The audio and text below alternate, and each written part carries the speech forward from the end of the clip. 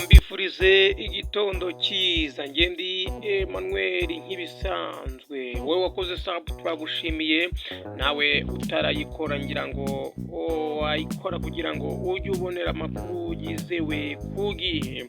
Aya rero ni amakuru ya mu gitondo, murabizi ko ngiye kujya mbagezaho n'amakuru ya mu gitondo ndetse na history cyangwa se amateka. Ni amakuru rero avuzwe ko Burkina Faso hariya rero ku munsi w'ejo ku cyumweru muri Burkina Faso imitwe yitwaje intwaro y'abarwanyi b'iterabwoba rero yagabye ibitero byinshi muri icyo gihugu cyo muri Afurika y'Uburengerazuba, rero cyane cyane mu majyaruguru y'iki gihugu niho rero hariya rwagati mu majyaruguru niho rero imirwano yari kubera kimwe no mu gace ka Sahel.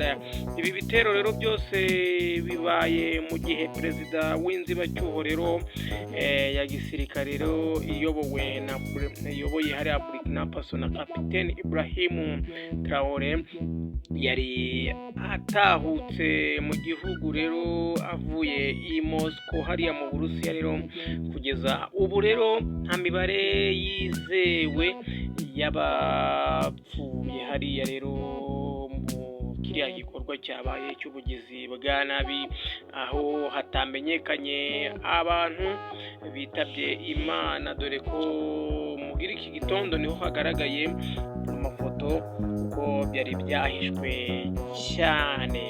Andi makuru rero yizewe, PAM nayo iravuga ko ishami rya Loni ryita ku biribwa PAM ryatabarije rero ibice bya Afurika y'Uburengerazuba niyo hagati, rivuga ko abarenga miliyoni 52 mu baturage muri ibyo bice rero bashobora guhura n'inzara ikakaye hariya rero kwinjira mu mpeshyi y'uyu mwaka. PAM rero iravuga ko nyirabayazana w'iyo nzara rero ikomeye ari ibibazo by'umutekano mukeya mu gihugu hariya mu bihugu bimwe na bimwe rero bitandukanye bitatuma abaturage batekana ngo bakore ibiva mu maboko yabo cyangwa se ibibakura no mu bukene.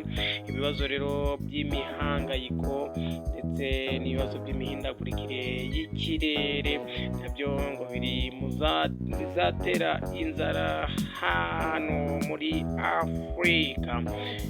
Tugiye rero mu gihugu cya Afurika y'Epfo rero impunzi za mbere nazo z'abazungu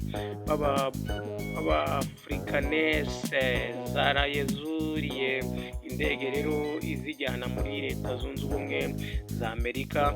Akaba ari itsinda rya mbere rero ry'abahinzi rigizwe n'abantu babarirwa muri 50. Aba rero nibo berekeje muri USA hariya muri Leta Zunze Ubumwe za Amerika, mu gihe perezida wacyo Donald Trump rero yahagaritse gahunda iyo ariyo yose yo kwakira impunzi zihunga ibihugu biri mu ntambara ndetse n'inzara cyangwa se ibiza. Ibi rero ibi ariko bitandukanye no kuri aba bazungu bo b'abahinzi rero bo muri Afurika y'Epfo, kubera ko mu kwezi kwa kabiri uyu mwaka perezida Donald Trump rero yabijeje ko bazamererwa neza nibagera muri USA.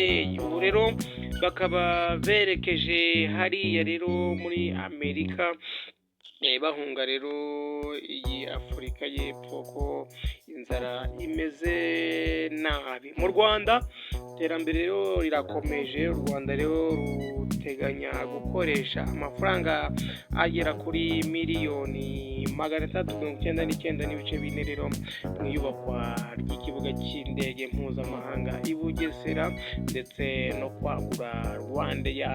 Ni amafaranga rero azasohoka mu myaka 3 ndetse y'ingengamari hariya rero mu Rwanda guhera muri 2025 tariki 26 kugeza 2027 tariki 28.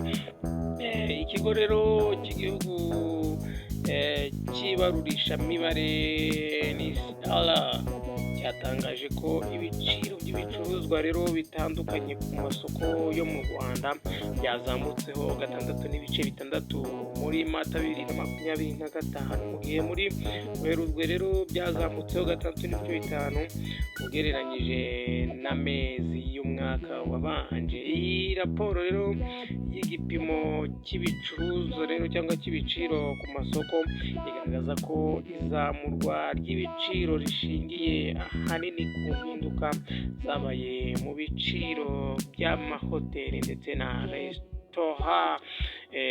Sinagenda rero ntakubwiye uko byifashe Meteo Rwanda kuri uyu wa mbere rero tariki 12 Gicurasi 2025, hagati ya saa 12 na saa 6 hateganyijwe imvura mu turere dutandukanye tw'iburengerazuba n'ahandi ndetse mu gihugu. Ni ukumenya ko imvura uyu munsi kabisa ihari ku bwinshi.